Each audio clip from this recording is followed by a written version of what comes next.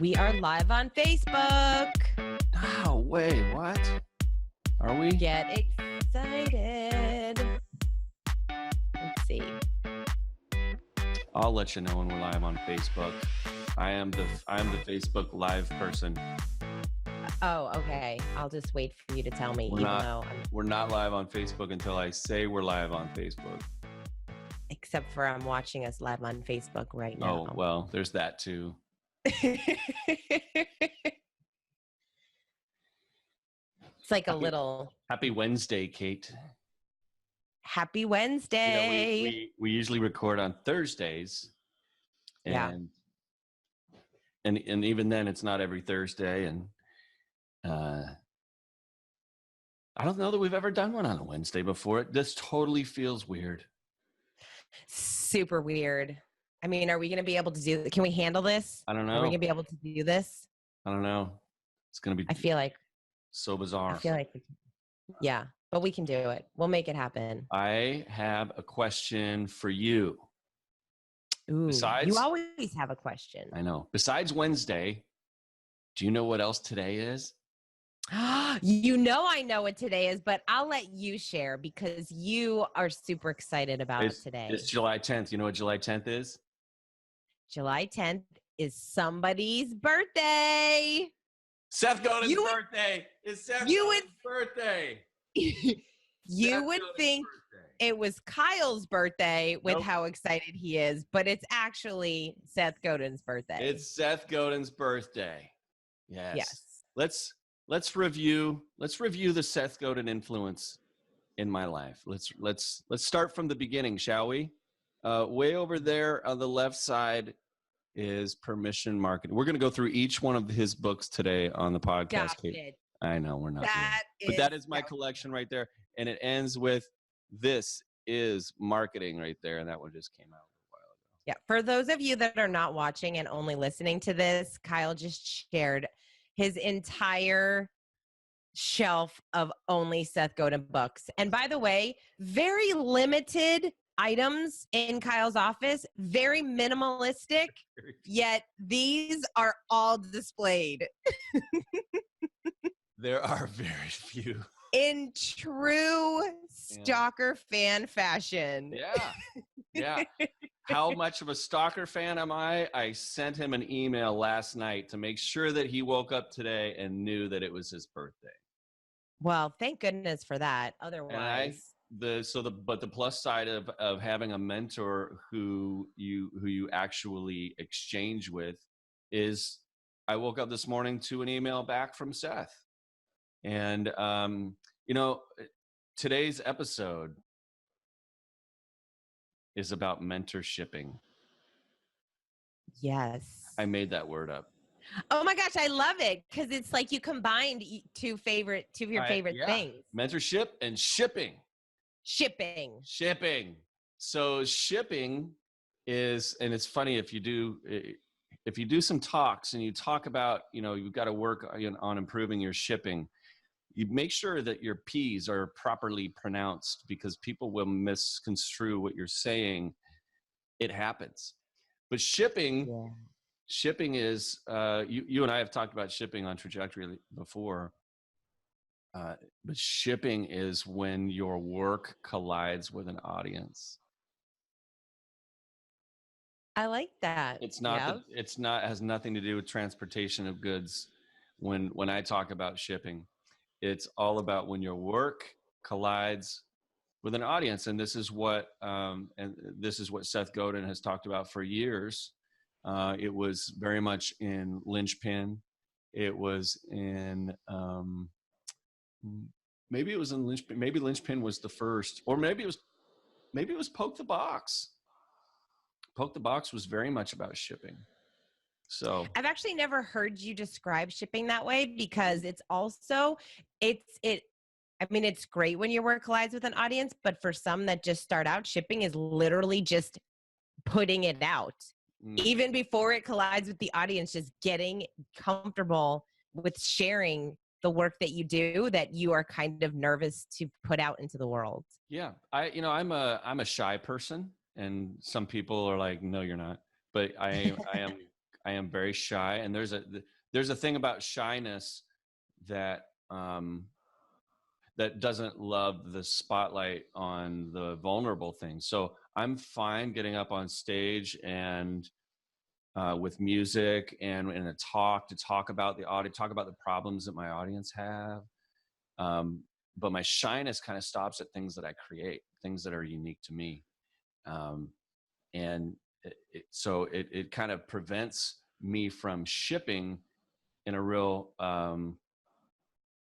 big way. So my launches tend to be to an internal audience, and it's not a big hey ta-da moment, but it turns out that there's some really good side effects to shipping in the way that I go about it, because shipping to an audience first who is most likely to love what you do is actually a marketing tactic. It's called the early adopter in the law of diffusion of innovations, and how people adapt to change over time. That shyness actually, it works. It works for me. It actually works. Not the shyness in and of itself, but there are some things, Kate Bowman, that I should probably cover with my therapist at some point soon. No, I think that it's the reason why you decided to do that might be because of your shyness, but it's a smart marketing move no matter what, even if you do like the spotlight, because it's more beneficial to get it out to a select few, to get that feedback that you really need in order to get it to where it probably, because it's probably like you talk about when you ship something, it's probably not its best. It's probably not where it needs to be. Yeah, absolutely. And but it's so important that your work get out into the world, don't you think? Like, otherwise, why the hell are we here? Like, what are you doing with yourself? What are you doing with your time? What are you doing with your clients? What are you doing with your team? Why are you even here? So why are you here? You and I are going to be shipping something. We're shipping Kate Volman to Oregon next month. That's happening. I know. It's very exciting. Kyle and I have been friends forever, and I have never gone to Oregon to come visit. Yes. So it's happening. It's happening. And we're going to do some special trajectory stuff. But today's episode is all about mentorshipping, and Trajectory, the podcast, is very much about you and I pushing each other in a mentor-like way to the next level, and inviting an audience to listen in and be part of it. But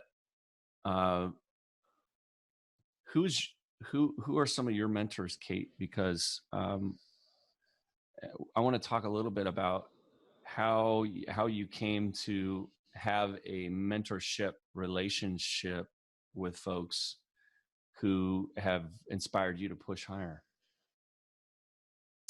So I have many mentors in my life, and I feel really blessed, because I feel like I started in the role that I started with the Chamber of Commerce really put me in touch with a lot of incredible leaders within my community. So right from the start, right from when I was young, I just had mentors.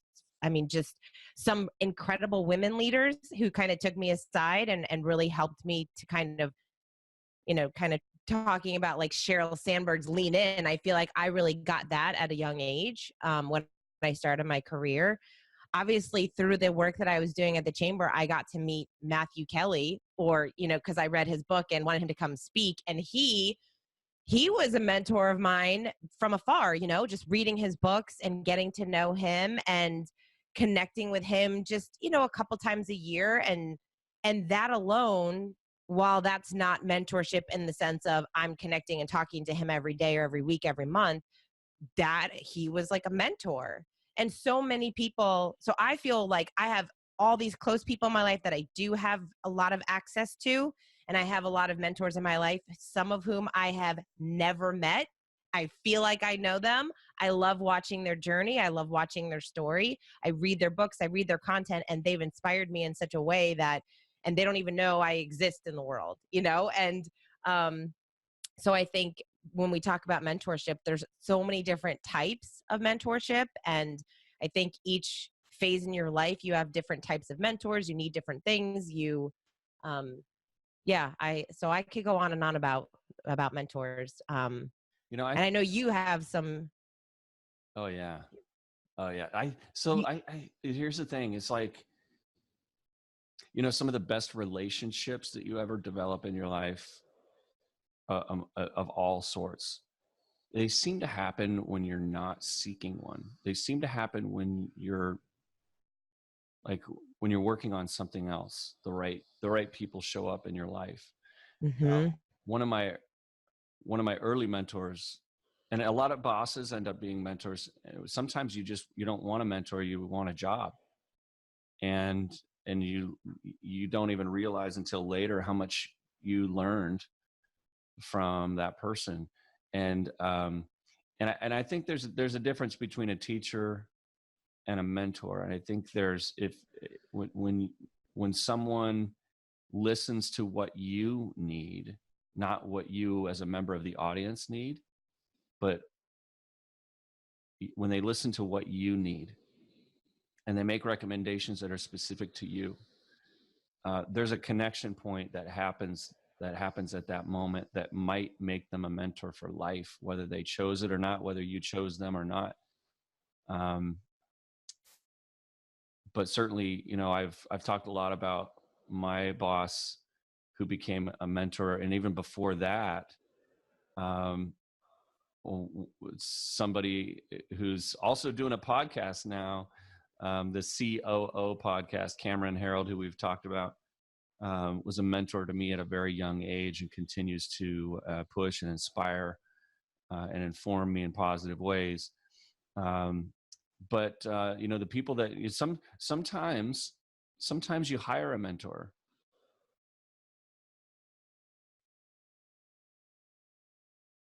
All right, who have you hired as a mentor? Well, it's not as an employee, Well, I uh, understand that. but that doesn't mean that people that you hire on your team can't also mentor you in a positive way. I mean, in my work with community development organizations, economic development, chambers of commerce, that sort of thing, there's a lot of conversation amongst the generational workforce. Pick a generation. It's just a segmentation of the workforce by generation, um, around reverse mentoring, around millennials mentoring non-millennials on how to be a better teammate to the largest workforce in American history since the baby boomers, right? So uh, so mentoring does not have to be from old person to young person, from more life experience to less life experience. This mentorship can also be about a different life experience, and it doesn't have to be more. I hired a mentor when I joined a mastermind. And that's why I say, if you're joining a mastermind that doesn't have any financial obligation to it, you might be getting your money's worth, um, because it's the very intentional mastermind groups that can put you through programming that are tailored to what you need at the time. And so so one aspect of hiring a mentor is to figure out who are the mentors out there, what programs do they offer that can get you closer to their mindset and to the challenges and opportunities that they see, and to their worldview. And so 3 years ago, I joined a mastermind, a program of Jeff Walker, founder of Product Launch Formula. And I've learned so much, so much. And even better than that, I was several times a year placed in a room next to people who share my mindset and can teach me other things. So mentorshipping, a word that I made up literally like 22 minutes ago.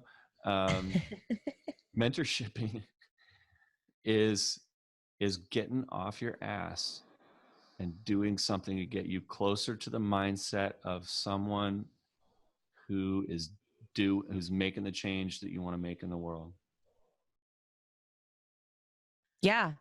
And I think you're talking about a lot of different things. I mean, you're talking about mentorship, you're talking about learning from other people, you're talking about like coaches. I mean, there's all these different aspects of mentorship, because the people, like when you're intentional about joining a program like Jeff Walker's, then you're going into it to learn something very specific, and you also you're going to be part of a community of like-minded people. And that's kind of another area that we have to focus on, is like, who are those people that you want to surround yourself with? What are those communities that you can be part of? And then on the mentorship side, I think you're right in just, I think so many people are out there just, show me how to do this, or teach me how to do this. I just don't know, but if you teach me, I'll do it. But I think great mentors are attracted to helping mentor those that they see that are doing the work. They see that they're out there, that they're hustling, and not, I mean, I don't even like that term hustle, but that they're doing, that they're trying. Like, I feel like when somebody notices, they're hustling. Yeah, I mean, whether you call it hustling or just, whatever you want to call it, it's just, I feel like that was something when I recognize a lot of times, like when people saw things in me that I didn't even recognize. I didn't realize, when you're new in the workforce, I was just like, yeah, like, you have to work hard. You have to be ambitious and try new things and do this stuff. I just thought like it was normal, until people would like pull me aside and be like, no, like, not everybody works this way. Not everybody is as committed to their job as you are. So, but I didn't realize that. So it's kind of fun, especially as you grow in your career. I forget who, man, I forget. I forget who said it, but they talks about this. I think I heard it on Ryan. I think Ryan Holiday said it. Him and somebody else, and we've talked about it on the podcast. It's that plus minus. Wait, what is it? Oh, gosh, plus minus and equal.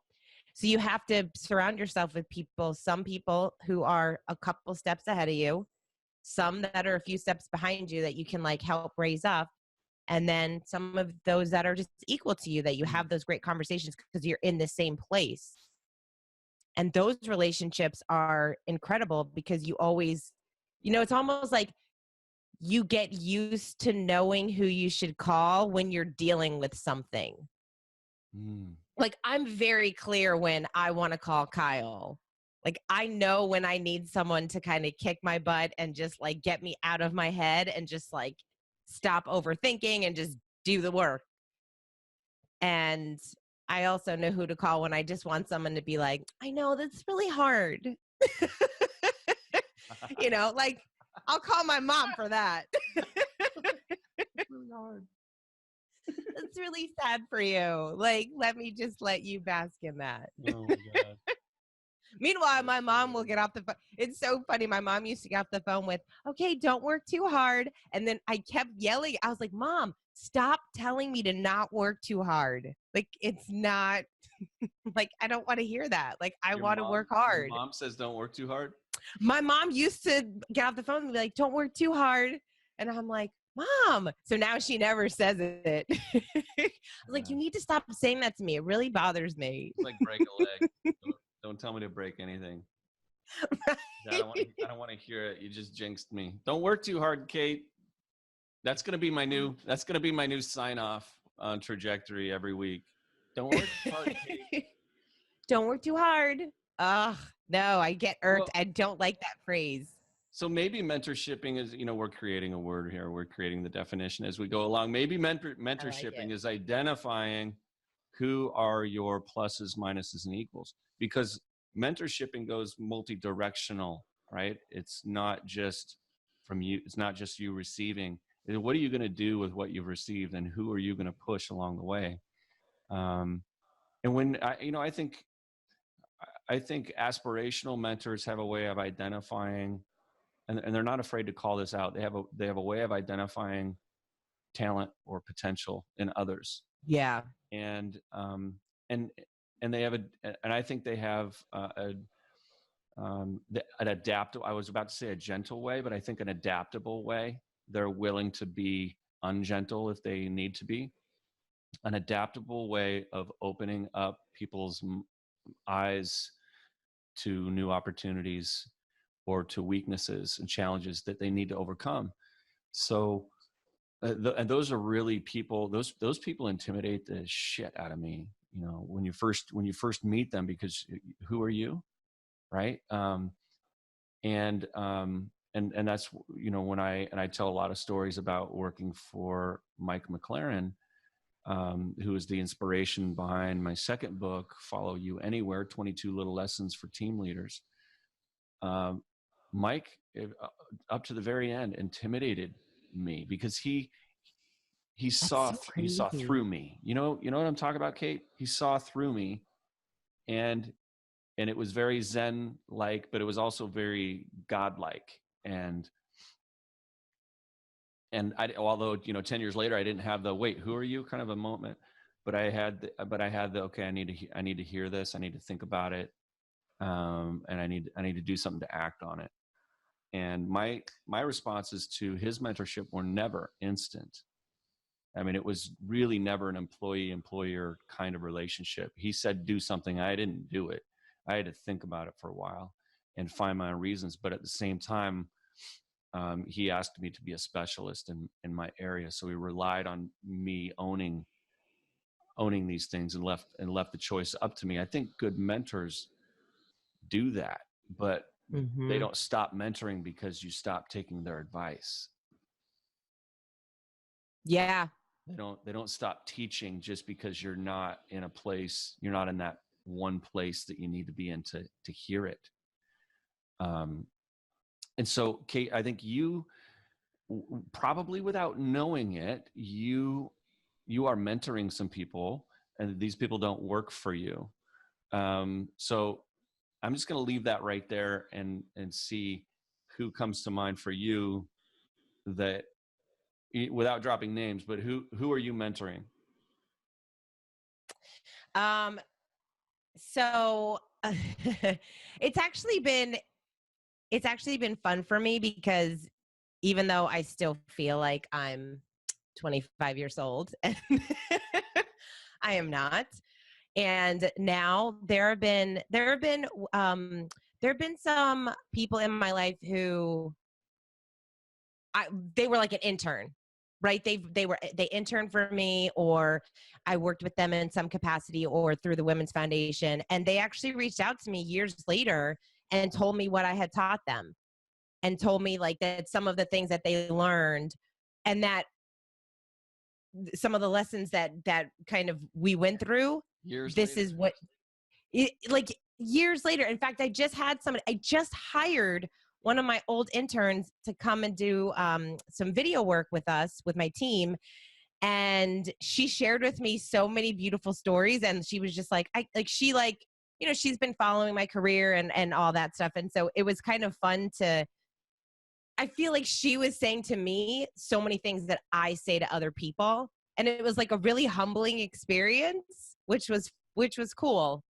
Um, It's a little, it can be a little uneasy when people flip that right around on you, and they tell you things that you're in the habit of telling other people, like yeah. the thank you for your lifetime kinds of messages. Hey, there was that, you gave me 10 minutes 3 years ago, and I've never forgotten it. And you're like, I don't even remember what you're talking about. Yeah. And you know what, Kyle, I think what's cool, and I think more people, in fact, I was going to do a video about this, cuz I think more people should share those stories with others, because you know, and you and I have talked about this. People put out work, they create content, they they're doing things in the world. And sometimes when you're the person that's doing it, sometimes it feels like, does this really matter? Does it really make a difference? Is anybody watching? Like that kind of a thing. Because it's fine when someone's like, oh, I like your videos, or I liked your posts, or Kyle, I really enjoyed your book. That's nice. That's fine. It's good. It's kind of like when someone comes up to a comedian and says, you're really funny. Okay, thanks. Like I've heard that a gazillion times. But then, like, I got a message from LinkedIn yesterday from this gentleman, engineer, like super not someone who I would think would connect with my videos of, like, whatever. And he wrote me this whole long post about, this is the video that like inspired me to do this. And he wrote this whole thing of like how his personality is, and how this idea sparked him to try that. And it like changed his whole concept and perspective on things, and how it helped his wife and it helped his business. And now it's like, he's like, I'm trying to do more of these things. And I just wanted to let you know that your videos really inspire me. And I was like, what? Like that, just that specific example was so cool, because it wasn't just like, hey, I liked it. It was like, no, this is what it helped me to do. And I was like, and I think the reason I love that so much is because that's who I look towards. I look for people that are like, I follow people that make me think, that just make me see things differently, that make me view the world. Like I subscribe to Austin Kleon. I don't know if you're familiar with him. He's and he's a writer and an artist, and just this really incredible creative individual. I mean, his stuff is so different than anything I consume. I mean, he's talking about the history books that he reads and the artwork that he is looking at and reviewing. And I get a kick out of getting his email, because it's just not my world. But he inspires me so much because he's in a different world. But I love his thought process. His books are really unique and different, and they challenge your way of thinking. So I think for anybody out there that views people in that regard, we're attracted to people who have something to say, who aren't afraid to say it. And I think we really owe it to them to thank them for their ideas and for sharing it.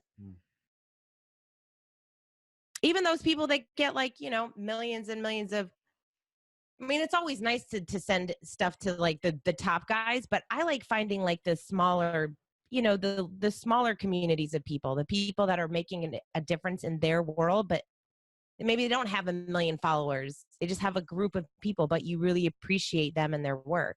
Mm-hmm. Well, you, before we started recording today, you were telling me about a lunch that you spontaneously hosted, and that you occasionally, maybe quarterly, monthly, do this lunch thing. But when you put out a call like that, and I've done this myself recently, where I've put out a call, in the last 6 months, hey, I'm doing this thing, you should come with, and see what happens, see who shows up. It is surprising. It's very surprising who shows up. And I think there's something really beautiful about it. I'm going to take my own call to action, Kate. I'm going to actually do what I'm going to challenge our audience to do today, and that is semi-spontaneously put a call out to a small group, a group of a limited size, for coffee, for lunch. Pull a Kate Volman and say, hey, I'm having lunch. You can come or don't, but let me know who's coming, and see who shows up, because you've got people watching you, people that are interested in your viewpoint. Maybe they're interested in your mentorship. Maybe they're interested in who your mentors are and who is influencing your own mindset. But you got to put that call out, and damn it, get to mentorshipping. You got to mentorship this. It's a verb. It's a verb. So don't just seek Don't just seek out the pluses. Find the people who are maybe a couple of steps behind you. They're watching you. But if you don't cast a net, you don't know who they are. And if you don't know who they are, you can't really listen to them in the way that they need to be heard. So until next time, Kate Volman, get trajected. Dun, dun, dun, dun, dun. Ooh, this one, you gave it some little music. It's a flare. Background music. Some flair. Office space, some flair. Oh, yeah. You don't have to wear flair, but you have to wear flair.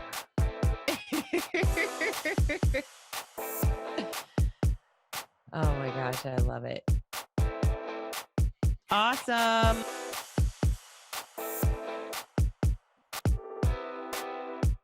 Hey, thanks for listening. If we could, we'd reach over and give you a big hug. But since we can't, before you go, can we ask you a favor? In order for us to create shows you can't wait to listen to, we need your feedback. So please head over to iTunes and leave us a review.